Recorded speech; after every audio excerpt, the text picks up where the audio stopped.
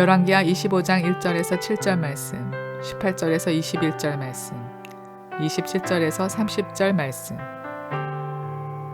시드기야 제9년 열째 달 10일에 바벨론의 왕 느부갓네살이 그의 모든 군대를 거느리고 예루살렘을 치러 올라와서 그 성에 대하여 진을 치고 주위에 토성을 쌓음에 그 성이 시드기야 왕 제11년까지 포위되었더라. 그의 넷째 달 9일에 성중에 기근이 심하여 그 땅 백성의 양식이 떨어졌더라. 그 성벽이 파괴되매 모든 군사가 밤중에 두 성벽 사이 왕의 동산 견문길로 도망하여 갈대아인들이 그 성읍을 에워쌌으므로 그가 아라바 길로 가더니 갈대아 군대가 그 왕을 뒤쫓아가서 여리고 평지에서 그를 따라잡음에 왕의 모든 군대가 그를 떠나 흩어진지라. 그들이 왕을 사로잡아 그를 리블라에 있는 바벨론 왕에게로 끌고 가매 그들이 그를 신문하니라. 그들이 시드기야의 아들들을 그의 눈앞에서 죽이고 시드기야의 두 눈을 빼고 노사슬로 그를 결박하여 바벨론으로 끌고 갔더라. 시위대장이 대제사장 스라야와 부제사장 스바냐와 성정 문지기 세 사람을 사로잡고 또 성중에서 사람을 사로잡았으니 곧 군사를 거느린 넷이 한 사람과 또 성중에서 만난 바 왕의 시종 5사람과 백성을 징집하는 장관의 서기관 한 사람과 성중에서 만난 바 백성 60명이라. 시위대장 느부사라단이 그들을 사로잡아 가지고 리블라 바벨론 왕에게 나아가매 바벨론 왕이 하맛 땅 리블라에서 다 쳐 죽였더라. 이와 같이 유다가 사로잡혀 본토에서 떠났더라. 유다의 왕 여호야긴이 사로잡혀 간 지 37년 곧 바벨론의 왕 에윌 무로닥이 즉위한 원년 12월 그달 27일에 유다의 왕 여호야긴을 옥에서 내놓아 그 머리를 들게 하고 그에게 좋게 말하고 그의 지위를 바벨론에 그와 함께 있는 모든 왕의 지위보다 높이고 그 죄수의 의복을 벗게 하고 그의 일평생에 항상 왕의 앞에서 양식을 먹게 하였고 그가 쓸 것은 날마다 왕에게서 받는 양이 있어서 종신토록 끊이지 아니하였더라. 그 뉴스나 신문을 보면 종종 그런 표현이 등장을 합니다. 때늦은 후회, 때늦은 후회. 미국이 대통령부터 마스크를 쓰라는 권면을 별로 안 했어요. 아주 최근까지도. 그러다 뭐 대통령이 코로나에 직접 걸렸지요. 그러더니 세계 1등 국가라고 자처하는 그 미국이 아주 열등 국가처럼 그런 모습을 계속해서 보여주었습니다. 확진자 수 1위, 사망자 수 1위. 어떤 기사를 보니까 크게 그것을 그 글자를 부각을 시켰는데 미국의 때늦은 후회, 음주운전 한두 번 경고를 받았으면 그치면 좋을 텐데 계속하다가 결국 큰 사고, 때늦은 후회. 건강을 이미 적신호가 있었는데 무시하고 계속해서 하고 싶은 것 다 하고 먹고 싶은 것 다 먹고 마시고 싶은 것 다 마시고 암이 발병해서 때늦은 후회. 그 열왕기하 마지막 이제 25장입니다. 지금까지 25번을 매주 어김없이 이 시간에 같이 나누었는데요. 저도 이렇게 자세하게 열왕기하를 그렇게 아주 모든 성경의 하나님 말씀이라고 해도 아주 자주 우리 성도들이 접하는 책은 아니잖아요. 저도 아주 자세하게 이번에 들여다볼 기회가 있었습니다. 마지막 오늘 이 시간에 한마디로 요약을 하면 때늦은 후회, 이 말이 딱 맞다. 근데 이미 늦었어요. 돌이킬 수 없어요. 여기 이제 보면 성전도 뺏기고 왕궁도 뺏기고 가나안 땅도 뺏기고 다 뺏겼어요. 말 그대로 멸망입니다. 이때가 BC 586년이에요. 그러니까 이게 보면 느부갓네살 왕이 세 번째로 3차 침공을 한 거예요. 예루살렘을 향해서 진격에 들어가는데 가면서 존재하고 있던 모든 성읍들은 다 2개만 빼고 다 초토화시켜 버립니다. 그리고는 드디어 예루살렘 도달을 해요. 예루살렘 천연 요새지인데 거기를 완전히 사면을 둘러쌌고 토성을 쌓았대요. 토성. 포위를 한 채로 1년 6개월을 서로 대치를 하게 됩니다. 1년 6개월 만에 성 안에 양식이 다 떨어져요. 어떤 일이 벌어졌겠습니까? 양식이 떨어지니까 심지어는 부모가 자기 자식을 잡아먹는, 정말 이럴 수가 있을까 이해가 안 되는 이런 일이 벌어져요. 에레미야 애가에 보면 그 내용이 나옵니다. 그러니까 애가죠. 애가 자기 자녀를 부모가 양식으로 삼는, 참 이거야말로 하나님의 진노, 하나님의 심판, 가장 혹독한 결과가 아닌가 이런 생각이 들어요. 1년 6개월 뒤에 바벨론 군대가 성벽에다 구멍을 뚫었어요. 구멍을 뚫어가지고 그리 쳐들어온 거예요. 화들짝 놀란 이 유다 군사들이 다 도망을 갔답니다. 성 밖으로. 시드기야 왕도 같이 도망을 갔어요. 그러다가 여기 나왔잖아요. 여리고 평지에서 왕이 잡혔어요. 바벨론 왕 앞으로 끌려갔대요. 얼마나 잔인한지 이 바벨론 왕도. 그 시드기야 왕이 보고 있는 목전에서 왕의 아들들을 다 죽였습니다. 그리고 시드기야 왕은 2눈을 뽑았어요. 그리고 쇠사슬로 꽁꽁 묶어서 하나의 전리품이죠. 보란듯이 온 세상에 또 과시하는 것 아니겠어요? 바벨론의 힘을 바벨론까지 끌고 갔어요. 여러분, 하나님의 백성이고 하나님의 도성이고 하나님의 약속의 땅이고 다 잃어버렸습니다. 하나님 나라를 대표하는 왕, 비참하고 끔찍한 이런 장면. 정말 이 25장 이런 내용들은 안 보고 싶더라고요. 이렇게 보면서 너무 비참하고 너무 끔찍해서 안 읽고 싶어요.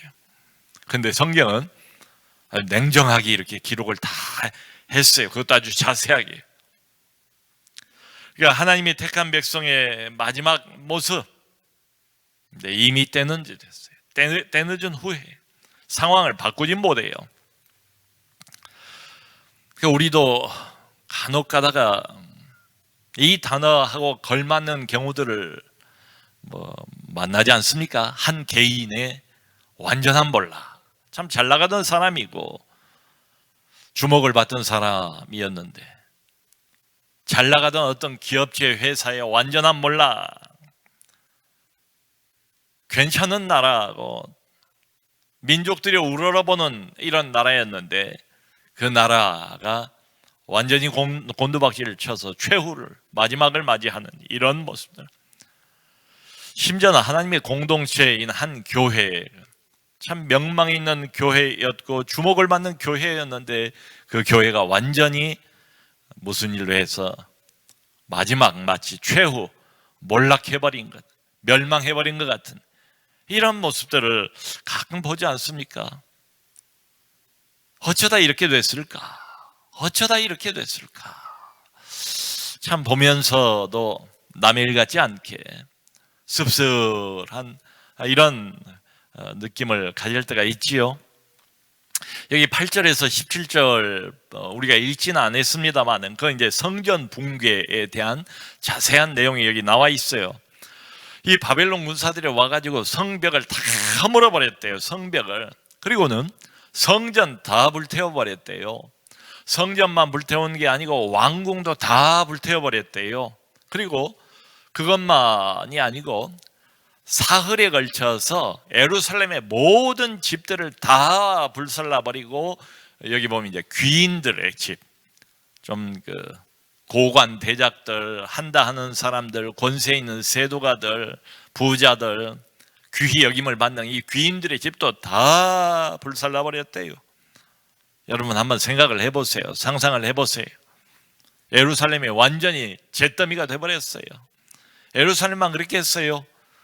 오면서 모든 인근 성읍들을 다 초토화시켜버렸기 때문에 사실은 BC 586년 이해에 유다 전역이 황폐화가 돼버린 거죠. 거기서 끝난 것도 아니에요.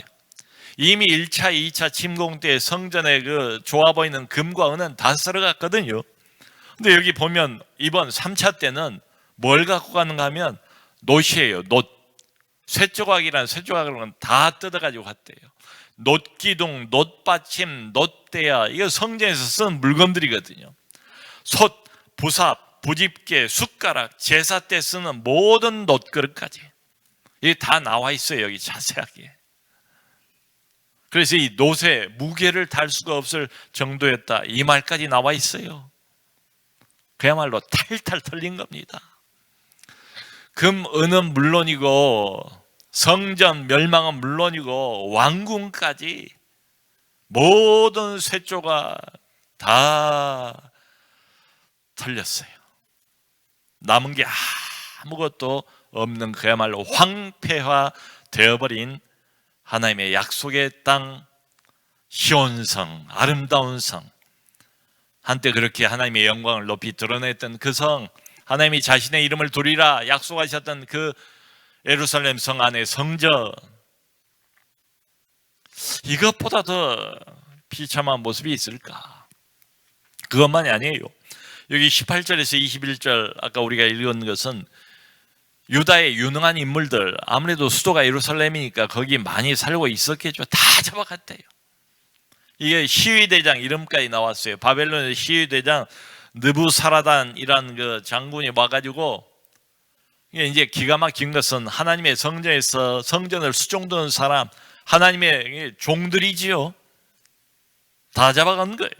이름까지 나와 있어요. 대제사장 스라야, 부제사장, 이게 대제사장이 있고 뭐 부제사장이 있고, 부제사장 스바냐, 성전 문지기가 여러 사람인데 그 중에서도 대표가 된 3사람, 숫자까지 나와 있어요. 왕의 시종을 들던 5사람, 예루살렘에 있던 지방의 유지들 60명 다 사로잡아가서 바벨론으로 왕에게 데리고 갔더니 림나라는 곳에서 왕이 이 사람들 다 쳐 죽였대요. 이게 보란듯이 경고 목적이죠. 한다는 사람들은 다 씨를 말리는 거예요. 똑똑한 사람들, 배운 사람들, 반역에 좀 이게 씨앗이 될 만한 모든 사람들은 다 없애버렸다. 이게 경고를 하는 거예요. 너희들 까불면 이렇게 되리라. 경고를. 완전히 일어설 수가 없을 정도로 모든 것을 다 황폐화시키고 다 파괴해버리고 다 죽여버렸습니다. 21절은 이렇게 되어 있어요. 요약을 해서 유다가 사로잡혀 본토에서 떠났더라. 한마디로 요약하면 갈 때까지 갔어요. 하나님 심판의 마지막입니다. 그걸 이렇게 묘사를 하는 거예요. 유다가 사로잡혔대요. 그래서 본토에서 하나님이 주신 약속의 땅, 오래전에 홍해를 건너서 광야를 건너서 하나님이 약속하셨던 그 기름진 젖과 꿀이 흐르는 그 땅, 그 본토에서 뽑혀서 저 먼 바벨론까지 갔더라. 성전 완전히 무너지고 섬기는 사람들까지 다 흩어지고 죽고 뽑혀서 먼 나라로 포로로 끌려가고. 여기 어디 하나님의 영광이 있습니까? 하나님의 영광 이미 사라졌고 하나님의 보호, 하나님의 울타리 다 사라졌고 하나님이 이미 떠난 것처럼 보이잖아요. 사실은 이때 말고 이미 오래전에 하나님이 떠나신 것 같아요. 기름진 땅이고 뭐 가나안 땅이고 약속의 땅이고 별별 호사스러운 이런 단어를 다 붙인다 할지라도 하나님이 떠나버리니까 약속의 땅이 아니에요. 저주의 땅이에요. 이런 저주를 받는 나라가 어디 있습니까? 이런 저주를 받는 백성들이 어디가 있습니까? 믿고 의지하고 눈에 보이던 모든 좋아 보이는 것들 다 몰락해버린 성전, 종교 지도자들, 왕, 헌다 하는 귀인들, 신하들 모두가 한꺼번에 끝모를 저 바닥으로 떨어져서 산산조각이 나버려요. 이런 상황입니다. 이게 열왕기하 25장 마지막 기록입니다. 참 아쉽지만 이게 사울 왕 초대 왕 이후로 약 540여 년 동안 이어온 하나님 나라, 하나님의 특별한 백성 공동체의 최후의 장면입니다. 이런 의문이 들어요. 25장을 이제 쭉 이렇게 훑어본 뒤에 오늘 이제 마지막 장 뒤를 이렇게 쭉 보면서 이렇게 될 줄 몰랐는가? 그럴 리는 없을 것 같아요. 왜냐하면 우리가 봤던 것처럼 수없이 반복해서 하나님이 경고하셨거든요. 여러 모양으로 하나님께서 말씀을 하셨지 않습니까? 한 번 말해서 못 알아먹을까 봐 2번, 3번 그래도 말을 듣지 않자 징계하시고 매도되시고 그래도 불순종하고 귀를 안 기울이자 강도를 점점 높이시고 그래도 안 들어요. 때릴 만큼 때렸는데 얻어 터질 만큼 터졌는데 그 구약에 보면 어디에 그런 구절도 있어요. 너희가 언제까지 너희가 더 맞아야 되겠느냐? 머리 꼭대기에서 발 바닥까지 온통 얻어맞은 상처 투성인데도 불구하고 도대체 언제까지 더 맞아야 너희가 되게 돌아오겠느냐? 그래도 무시, 그래도 귀를 안 기울여요. 계속 잔소리로 들리는가 봐요.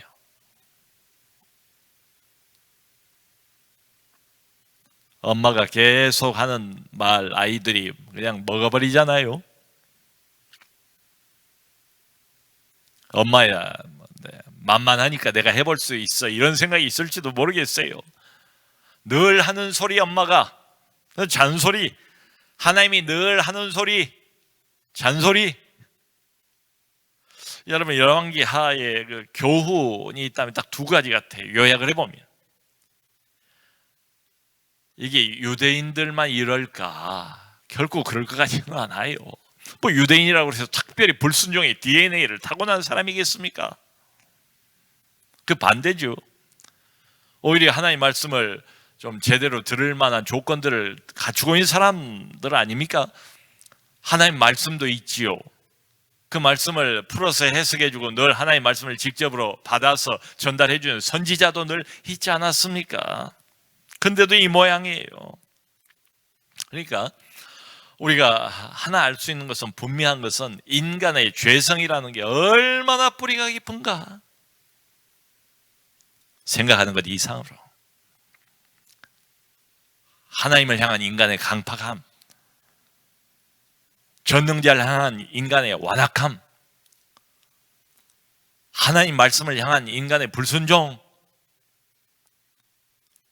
하나님 아닌 다른 신을 기웃거리는 인간의 본능적인 우상숭배, 최후에는 나라는 우상을 붙잡고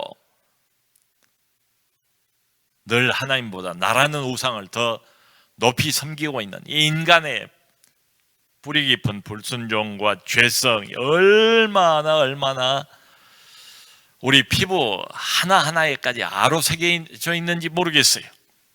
이 죄성이라는 게 씻고 또 씻고 또 씻어도. 그래서 아까 처음에 드렸던 말씀이 정말 날마다의 싸움입니다. 하루만 기도 게을리해도, 하루만 말씀 안 붙들고 딴 데 기웃거려도 우리 영혼은 금방 어두워져 버려요. 언제인지 모르게 금방 나뒹굴어져 있어요. 그전에 이런 은혜도 받고 저런 은혜도 받고 한참 하나님 가까이 있는 것 같았는데, 한 이틀 말씀과 기도 게을리하면 벌써 저기 어두운 밑바닥에서 헤매고 있어요. 내 영혼이. 이게 인간이에요. 다윗을 보세요. 솔로몬을 보세요. 그들이 우리보다 못한 사람들이었습니까? 항상 자신의 믿음, 자신의 신앙에 대해서 자신감을 가지면 그게 위험신호입니다. 직분? 아무 소용없어요.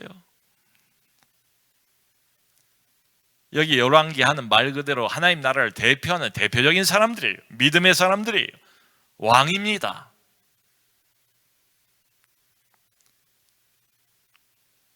겨우 손으로 꼽을 만한 몇몇 왕들, 그나마 신앙을 조금 유지하면서 하나님의 인정을 받았던 사람들 몇 안 돼요.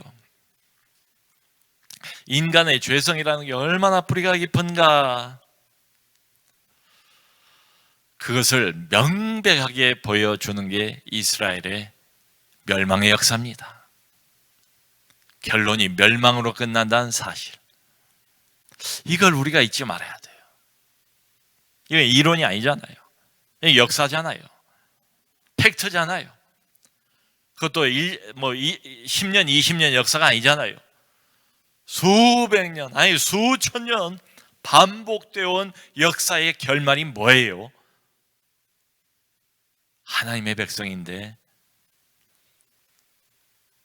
하나님이 지극하고 각별한 사랑을 받았던 민족인데, 전능자로부터 특별한 대우를 받았던 사람들인데 다 놓치고 다 거절하고, 말하자면 스스로 멸망을 자초한 것처럼 여기까지 왔어요. 나라는 존재가 얼마나 영적으로 믿기 힘든 존재인가, 저는 이 열왕기하를 보면 적용이 딱 그렇게 돼요. 하나님과의 관계에 있어서 내가 믿어집니까? 자신이. 신앙생활에 있어서 나라는 사람이 믿을만 합니까? 그렇지 못해요. 깨어있지 않으면 여전히 무너집니다. 회개하지 않으면 언제고 불순종해요. 하나님께 등 돌려요. 그거 한 가지가 아주 분명해 보이고요. 우리 인간이 본래적으로 가지고 있는 죄성이라는 게 얼마나 철저하고 얼마나 뿌리가 깊은가, 이걸 잊어버리면 안 돼요. 또 하나, 우리 하나님이 그런 인간을 얼마나 오래오래 참으시는가, 하나님의 인내, 그게 얼마나 큰가. 죄인을 참으신 하나님 말이에요. 죄인을 기다려주신 우리 하나님의 인내, 이게 얼마나 큰가. 이게 두 개가 큰 것 같아요. 우리의 죄성이 너무 크고 하나님의 인내가 너무 커요. 이게 대조적이에요. 참으로 오랫동안 기다려주셨죠. 여러분, 그 사울 왕으로부터 시작된 그 이스라엘이 540여 년 이어져 왔는데, 그 전이 사사시대가 있었잖아요. 사사시대는 어떤 시대인지 아시죠? 그때는 순종의 시대였습니까? 그때도 자기 소견에 오른 대로, 내 죄가 나를 끌어간 대로 그야말로 막 가던 시대 아니었습니까? 더 어두웠지요. 그게 300년. 그전은 좋았나요? 인류 역사가 이래요. 역사가 오랜 세월 동안 참고 인내하시고 참고 인내하시고, 근데 돌아서지 않아요. 인간은 결국 멸망하는 거예요. 때늦은 후회. 지금 와서는 후회가 되겠죠. 아이고, 내가 이럴 줄 알았다면 진정 말 들을 걸. 내가 얼마나 미련했던가. 내가 왜 그랬을까. 네, 소용없어요. 그래서 성도 여러분, 이 열왕기하는 바로 오늘 우리의 이야기가 아닌가. 우리 삶의 한 단면을 그림으로 보여주는 게 아닌가. 우리에게 경고하고 계신 것 아닌가. 하나님은 동일하신 하나님 아니십니까? 인간의 본성도 동일해요. 계속 반복해서 보여지는 건 뭡니까? 하나님은 아무나 이 땅에서 선택하지 않아요. 모든 민족 중에서 너희만 알았다고 그러잖아요. 이스라엘 보고. 하나님은 아무나 선택하지 않아요. 특별한 몇 사람을 선택을 해요. 근데 열왕기하를 보면 경고입니다. 선택을 받은 사람은 포기하지 않아요. 하나님은 그 인생을 한번 쥐었다 하면 포기는 없어요. 이분은 포기를 모르시는 분이에요. 여러분 같으면 내가 내 배 아파가지고 낳은 자식을, 자기 자녀를 포기할 수 있습니까? 어떤 경우에도 못나면 못난 대로 내 자식이고, 어떻게든 그 자식을 품고 고쳐보려고, 변화시켜보려고 가정의 애를 다 쓰는 것 아니에요? 하나님도 포기를 못하는 거예요. 그래서 계속 밀어붙이다가 결국은 여기까지 온 거예요. 계속 불순종, 결론은 멸망. 여러분, 이게 성경이 보여주는 하나님 백성의 운명입니다. 이게 하나님 백성 공동체인 교회의 운명이에요. 아무리 발버둥 쳐도 좋든 싫든 한번 선택을 받은 사람은 하나님 손을 빠져나갈 수가 없어요. 둘 중에 하나예요. 어렵지도 않아요. 성경 맨 처음부터 나와 있어요. 창세기 1장부터 계시록 마지막 장에 전체가 다 그 이야기예요. 그분이 너의 인생의 주인이다. 순종하면 축복받고 불순종하면 멸망할 것이다. 이 66권 성경에 하나님의 백성들, 하나님의 백성 공동체 교회를 향해서 아주 한 번도 어긋나 본 적 없이 일관된 공식이 바로 이겁니다. 그리고 이 공식은 지금도 그대로 실행이 되고 있어요. 코로나19 이전이나 이후나 똑같아요. 코로나를 맞이해서 많이 변화가 있지요. 앞으로 세상이 변하고 뭐도 변하고 교회도 변할 거다. 근데 변화를 너무 강조할 거 없어요. 하나님은 동일하시고 인간도 동일해요. 코로나19 전이나 이후나. 그리고 이 공식도 동일해요. 순종하면 축복, 불순종하면, 만일에 당신이 선택받은 사람이라면 멸망시키면서까지 하나님이 내버려 두지 않는다. 이런 이야기입니다. 참 가슴 아픈 이야기지만 이래요.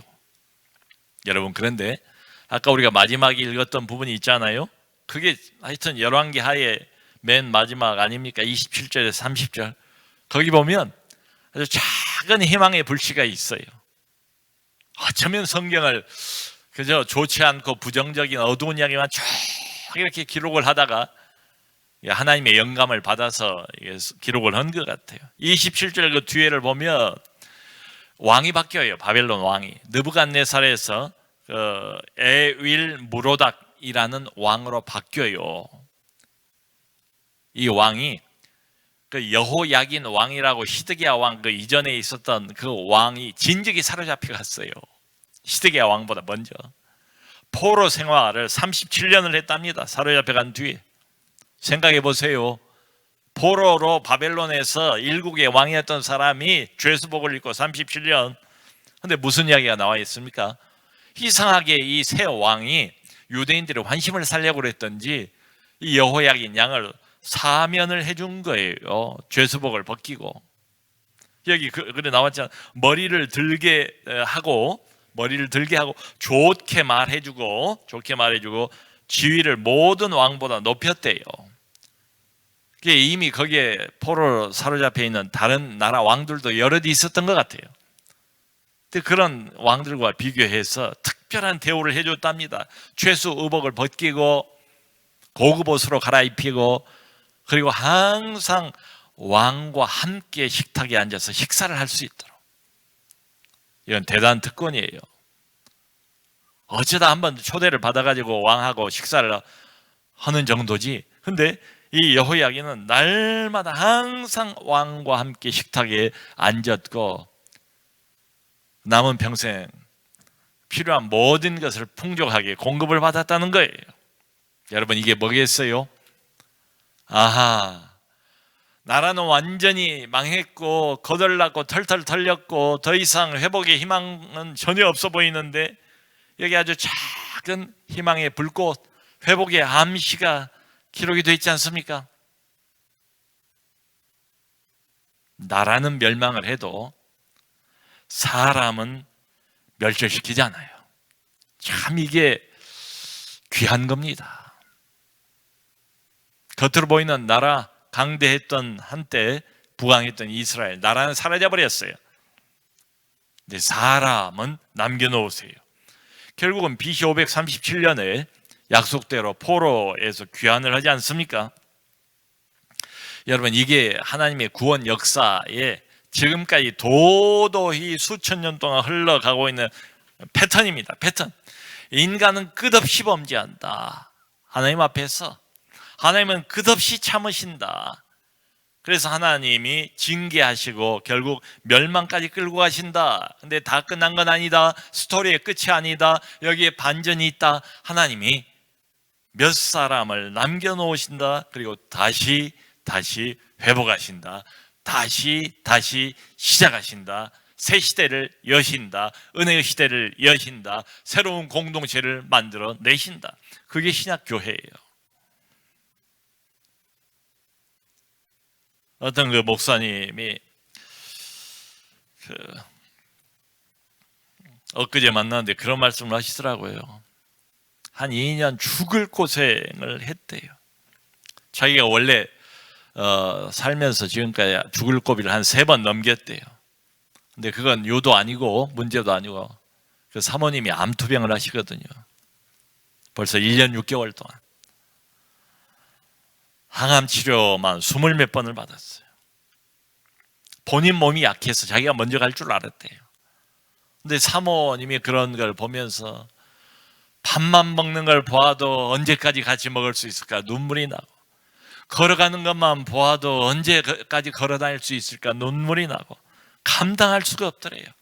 근데 그 다음 말이 중요해요. 이분 하신 말씀이 그런데 이 모든 것은 사람을 만들기 위한 하나님의 훈련입니다.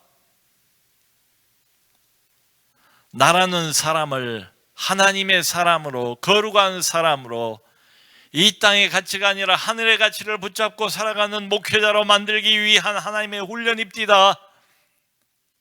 영적인 목적을 가지고 하나님이 내게 허락하신 훈련입니다. 사랑하는 성도 여러분, 고통 중에 있습니까? 우리 그렇게 생각합시다. 사람 만들기 위한 훈련이다. 멸망으로 가기 전에 나를 꺼내기 위한, 구원하기 위한 하나님의 특별한 배려다.